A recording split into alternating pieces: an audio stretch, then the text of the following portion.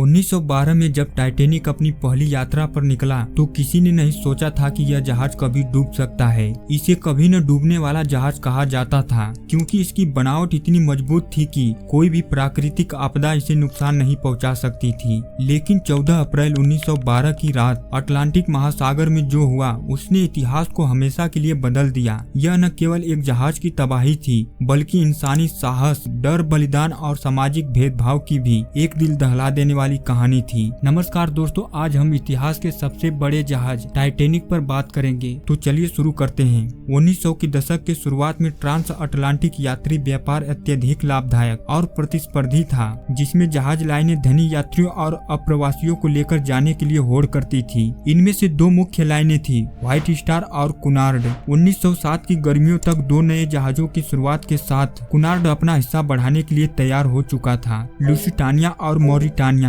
जो उस वर्ष के अंत में सेवा में आने वाले थे, दोनों यात्री लाइनर पर अपनी अपेक्षित गति के लिए बहुत ध्यान आकर्षित कर रहे थे। बाद में दोनों ने अटलांटिक महासागर को पार करते हुए गति रिकॉर्ड बनाए। अपने प्रतिस्पर्धी का जवाब देने की तलाश में व्हाइट स्टार के अध्यक्ष जेब ब्रूस इसमे ने कथित तौर पर मुलाकात की विलियम पिर्री से, जो बेलफास्ट जहाज का निर्माण फर्म को नियंत्रित करते थे, हॉलैंड और वुल्फ, जिन्होंने व्हाइट स्टार के अधिकांश जहाज का निर्माण किया था। दोनों लोगों ने बड़े जहाज का एक वर्ग बनाने की योजना तैयार की, ऐसी जहाज जो अपनी गति के बजाय अपने आराम के लिए जाने जाते थे। अंततः यह निर्णय लिया गया कि 3 जहाज बनाए जाएंगे, ओलंपिक, टाइटैनिक और ब्रिटानिक। 31 मार्च 1909 को ओलंपिक पर काम शुरू होने के लगभग 3 महीने बाद टाइटैनिक के लिए कील रखी गई। दोनों जहाजों को एक विशेष रूप से निर्मित ढांचा में एक साथ बनाया गया था, जो उनके अभूतपूर्व आकार को समायोजित कर सकता था। इन जहाजों को बहुत इंटेलिजेंटों द्वारा डिजाइन किया गया था।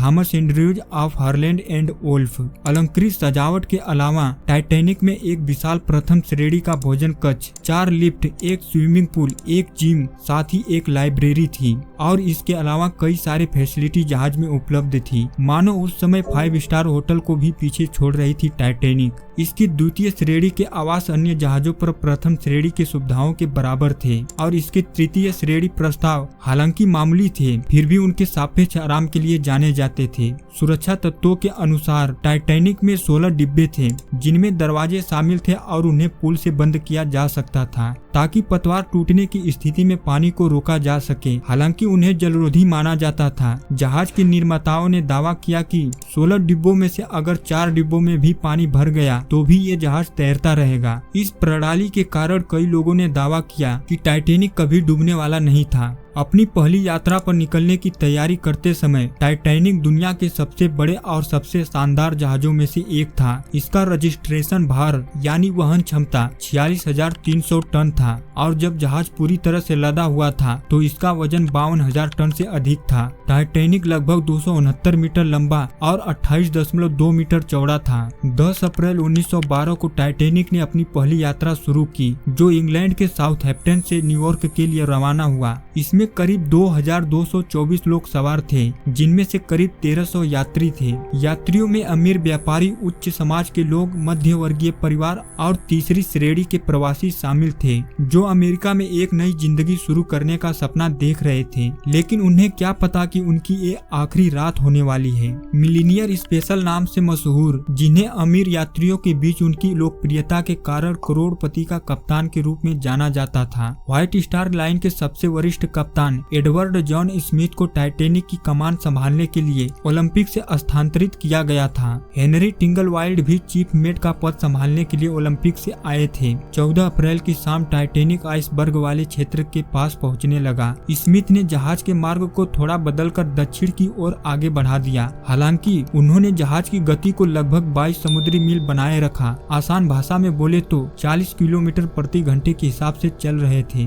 रात करीब 9:40 मिनट पर मेसाबा ने बर्फ के मैदान की चेतावनी भेजी। यह संदेश टाइटैनिक के पुल तक कभी नहीं पहुंचा। यह लोग हर वार्निंग को इग्नोर करते रहे। लास्ट वार्निंग 10:55 मिनट पर आती है। कैलिफोर्नियन ने संदेश भेजा कि बर्फ से घिर जाने के कारण वह रुक गया है। फिलिप्स, जो यात्रियों के संदेश संभाल रहे थे, उन्होंने कैलिफोर्नियन को बीच में बोलने के लिए डांटा। 14 अप्रैल की रात के बारे में खास बात यह है कि चांद बाहर नहीं आया था। बिना मून के कोई मून लाइट नहीं थी, तो दूर तक देखना भी मुश्किल हो गया गया था। 2 चौकीदार फ्रेडरिक फ्लीट और रेजिनाल्ड ली टाइटेनिक के कौवे के घोंसले में तैनात थे। आसान भाषा में बोले तो यह एक छोटा सा प्लेटफॉर्म रहता है जो काफी हाइट्स पर होता है। लुक आउट पॉइंट कर सकते हो। यहाँ पर किसी को बिठा कर रखा जाता है हमेशा, ताकि सामने जहाज के क्या आ रहा है वो नजर रखते रहे। तो यहाँ पर जो 2 लोग बैठे थे उन्हें बड़े ही ठंड का सामना करना पड़ रहा था, क्योंकि तापमान माइनस में चला गया था और तेज रफ्तार की वजह से ठंडी हवाएं लग रही थी।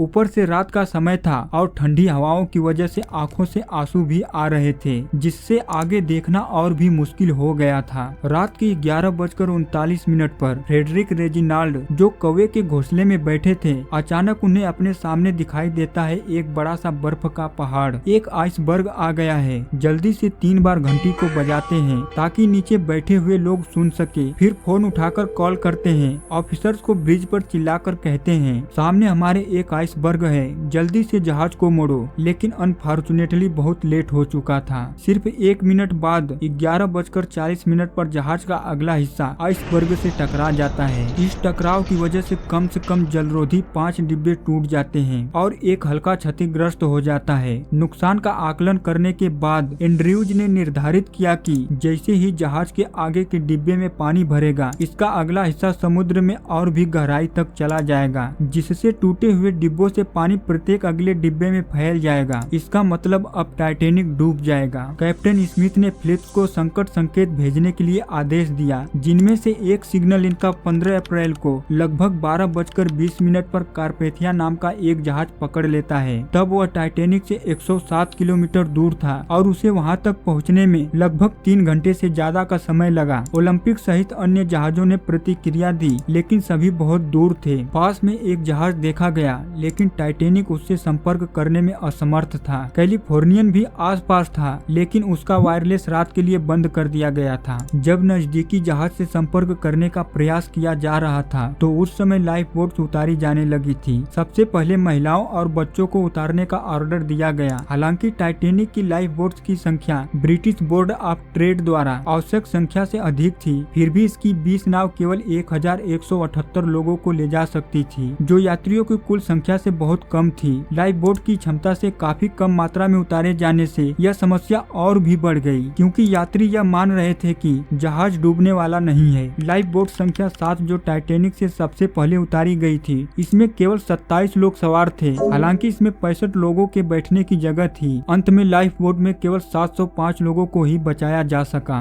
जब टाइटेनिक डूब रहा था, उस समय यात्रियों को शांत रखने और उनका मनोरंजन करने के लिए जहाज के संगीतकारों ने संगीत बजाया। पहले उन्होंने प्रथम श्रेणी के लाउंज में संगीत बजाया, लेकिन जब जहाज डूबने लगा तो वे डेक पर आ गए और बजाना जारी रखा। कुछ रिपोर्ट्स के अनुसार संगीतकारों ने जहाज डूबने के आखिरी समय तक प्रदर्शन किया। यह बहुत साहस की बात थी, क्योंकि वे जानते थे कि जहाज के साथ वे भी डूब जाएंगे। आखिरी गीत कौन सा था, इस बारे में अलग अलग कहानियां हैं। कुछ लोगों का मानना है कि उन्होंने स्वीट सफरिंग बजाया, जबकि कुछ का कहना है कि आखिरी गाना नियर माई गॉड टू थी था, जो ईश्वर के शरण में जाने का संदेश देता है। दुर्भाग्य से कोई भी संगीतकार जीवित नहीं बचा, लेकिन उनकी बहादुरी की आज भी दुनिया भर में सराहना की जाती है। रात के 1 बजे जहाज के भव्य सीढ़ियों के पास पानी दिखने लगा। अब सब यात्री को यकीन हो जाता है कि यह जहाज सच में डूब जाएगी। यात्री डरने लगे और लाइफ बोट में बैठने के लिए संघर्ष करने लगे। लाइफ बोट नंबर 14 में कुछ पुरुष जबरदस्ती चढ़ने की कोशिश कर रहे थे। 5वें अधिकारी हेरोल्ड लोवे ने 3 बार अपनी बंदूक चलाई ताकि अफरा तफरी न मचे। इस समय संदेश भेजने वाले रेडियो ऑपरेटर फिलिप्स को भी एहसास होने लगा कि अब जहाज ज्यादा देर तक नहीं टिकेगा। वे लगातार संकट संदेश भेज रहे थे, लेकिन समय बहुत कम बचा था। अब टाइटेनिक के आगे का हिस्सा पानी में डूबने लगा और पीछे का हिस्सा उठने लगा। इससे बीच का हिस्सा बहुत ज्यादा दबाव में आ गया। रात के 2 बजे जहाज का पिछला हिस्सा पानी से बाहर निकल आया, जिससे उसके प्रोपेलर साफ दिखाई देने लगे। अब टाइटेनिक पर सिर्फ 3 लाइफ बोट्स बची थी। कैप्टन स्मिथ ने अपने चालक दल को आजाद कर दिया और कहा, अब हर किसी को अपनी जान बचानी होगी। उन्हें आखिरी बार जहाज के कंट्रोल रूम यानी पुल पर देखा गया, लेकिन उनका शव कभी नहीं मिला। रात 2:18 पर अचानक टाइटेनिक की सभी लाइटें बंद हो गई। इसके बाद जहाज 2 टुकड़ों में टूट गया। आगे का हिस्सा पानी में तेजी से डूब गया। रिपोर्टों में अनुमान लगाया गया कि उस हिस्से को समुद्र तल तक पहुंचने में लगभग 6 मिनट लगे, जो संभवतः लगभग 48 किलोमीटर प्रति घंटे की गति से यात्रा कर रहा था। जहाज का पिछला हिस्सा कुछ समय के लिए पानी में वापस आ गया। थोड़ी देर तक पानी में तैरता रहा, लेकिन 2:20 पर टाइटैनिक अटलांटिक महासागर में गायब हो गया और सैकड़ों यात्री तथा चालक दल के सदस्य बर्फीले पानी में छटपटा रहे थे। पानी इतना ठंडा था कि कुछ ही मिनटों में उनके शरीर सुन्न पड़ने लगे। कई लोग डूबने से पहले ही ठंड के कारण बेहोश हो गए। लाइफ बोट्स में बैठे लोग यह सब देख रहे थे, लेकिन डर और घबराहट के कारण तुरंत वापस जाने की हिम्मत नहीं कर पा रहे थे। उन्हें डर था कि अगर वे डूबते लोगों को बचाने के लिए लौटे तो ज्यादा लोग नाव में चढ़ने की कोशिश करेंगे और वह पलट जाएगी। कुछ लोगों ने जोर दिया कि उन्हें वापस जाना चाहिए, लेकिन बाकी ने विरोध किया। इसी दुविधा में कीमती समय बीतता चला गया। आखिरकार कुछ लाइफ बोट्स ने हिम्मत जुटाकर वापस जाने का फैसला किया। तब तक बहुत देर हो चुकी थी। ठंड से कांपते लोग अब शांत हो चुके थे। पानी में तैरते शवों के अलावा वहाँ कोई आवाज नहीं थी। चारों ओर सिर्फ अंधेरा था और बर्फीले पानी की सर्द लहरें थी। इस भयानक दुर्घटना में 1500 से अधिक लोगों की जान चली गई। इनमें से लगभग 700 चालक दल के सदस्य थे जो जहाज के साथ ही डूब गए, लेकिन सबसे ज्यादा नुकसान तृतीय श्रेणी के यात्रियों को हुआ। जहाज में 710 तीसरी श्रेणी के यात्री सवार थे, लेकिन उनमें से केवल 174 ही जीवित बच सके। उनके पास भागने के कम मौके थे क्योंकि ऊपरी डेक तक पहुंचने का रास्ता सीमित था। टाइटैनिक डूबने के 1 घंटे से भी ज्यादा समय बाद सुबह करीब 3:30 बजे MS कारपेथिया जहाज इस इलाके में पहुंचा और उसे लाइफ बोट नंबर 2 सबसे पहले मिला। अगले कई घंटों में कारपेथिया ने सभी बचे हुए लोगों को निकाल लिया। इसके बाद कई सारे सवाल उठे और कुछ ऐसी बातें सामने आई जिन्हें जानकर हर कोई हैरान रह गया। क्या आप जानते हैं कि उस रात एक जहाज टाइटैनिक के पास था जो सिर्फ 37 किलोमीटर दूर था और अगर वह समय पर आता तो बहुत लोगों की जान बच सकती थी। वह जहाज था MS कैलिफोर्नियन। MS कैलिफोर्नियन से टाइटैनिक को 1 घंटा पहले ही आइसबर्ग की चेतावनी दी गई थी, जो मैं पीछे वीडियो में बता चुका हूँ। कैलिफोर्नियन ने कहा था, सावधान रहो, यहाँ बहुत से आइसबर्ग हैं। फिर रात करीब 11:10 पर कैलिफोर्नियन के रेडियो ऑपरेटर ने अपना रेडियो बंद कर दिया और जहाज को रोक लिया क्योंकि उसे डर था कि समुद्र में खतरा हो सकता है। यहाँ एक और चौंकाने वाली बात यह थी कि जब टाइटैनिक डूब रहा था तब टाइटैनिक के लोग MS कैलिफोर्नियन को देख सकते थे और सोच रहे थे कि वह मदद के लिए आ रहा है। लेकिन जब टाइटैनिक पर रॉकेट और फ्लेयर्स फेंके गए, कैलिफोर्नियन के लोग भी इन्हें देख रहे थे, लेकिन उनके कप्तान स्टैनली लॉर्ड ने इन सिग्नल्स को सीरियसली नहीं लिया। उन्होंने सोचा कि शायद टाइटैनिक में लोग बस पार्टी कर रहे होंगे और यह कोई आपातकालीन संकेत नहीं है। अगर कैलिफोर्नियन के कप्तान ने उस सिग्नल्स को सही समय पर गंभीरता से लिया होता तो कितने सारे लोगों की जान बच सकती थी। अगले दिन जब MS कैलिफोर्नियन ने अपना रेडियो फिर से चालू किया तो उन्होंने टाइटैनिक के SOS कॉल सुनी, लेकिन तब तक बहुत देर हो चुकी थी। जब कैलिफोर्नियन वहां पहुंचा तो पानी में डेड बॉडीज तैर रहे थे। ब्रिटिश इंक्वायरी ने पता लगाया कि इतने वार्निंग्स मिलने के बावजूद जहाज की स्पीड कम क्यों नहीं किया गया। इसके पीछे कई थ्योरी है। बहुत लोग मानते हैं कि जोसेफ ब्रूस इसमें, जो व्हाइट स्टार लाइन कंपनी के चेयरमैन थे, यानी उस कंपनी के मालिक जिसने टाइटैनिक को बनाया था, उन्होंने कैप्टन स्मिथ पर दबाव डाला। उनका मानना था कि टाइटैनिक को सिर्फ 6 दिनों में अपनी यात्रा पूरी करनी चाहिए ताकि पुराने रिकॉर्ड को तोड़कर टाइटैनिक यह साबित कर सके कि यह जहाज दुनिया का सबसे बड़ा ही नहीं बल्कि सबसे तेज जहाज भी है, क्योंकि इसे बनाया ही गया था इसीलिए ताकि कुनार्ड जहाजों से आगे निकल सके। मैंने शुरू में ही बताया था, जब टाइटैनिक डूबा तब पूरी दुनिया को समझ में आया कि जहाजों की सुरक्षा सबसे जरूरी होती है। इसलिए 1914 में इंटरनेशनल आइस पेट्रोल बनाया गया, जो जहाजों को आइसबर्ग के खतरे के बारे में पहले से चेतावनी देता है। इसके अलावा सोलास नामक एक नया नियम बनाया गया जिसका फुल फॉर्म होता है सेफ्टी ऑफ लाइफ एट सी। इसके अंतर्गत हर जहाज में 24 आवर्स रेडियो और SOS सिग्नल ऑन हो ताकि संकट के समय जहाज दूसरों से संपर्क कर सके। टाइटैनिक दुर्घटना के बाद सभी जहाजों को सुरक्षा के कड़े नियमों का पालन करना अनिवार्य कर दिया गया ताकि फिर कभी ऐसा हादसा न हो, और रेडियो संदेश भेजने और प्राप्त करने के महत्व को समझाया गया। टाइटैनिक का टेस्ट कब और कैसे किया गया था? 31 मई 1911 को दोपहर 2:15 बजे लाखों लोगों की भीड़ इस अद्भुत जहाज को देखने के लिए जमा हुई थी।